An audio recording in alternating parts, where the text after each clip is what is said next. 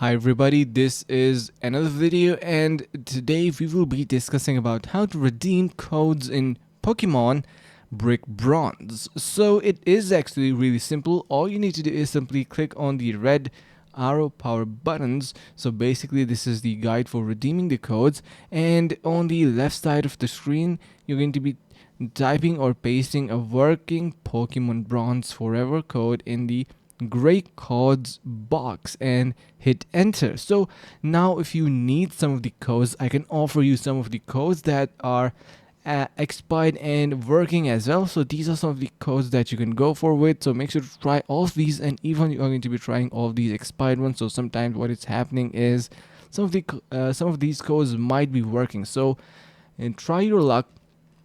And basically, to simply get your codes working, you can see we have this little section to enter our code, and that is exactly where we need to enter these codes. So that's how it works. I hope this was informative. If it was, consider subscribing to our channel, like the video, and share with your friends. Thank you so much, and see you in the next video.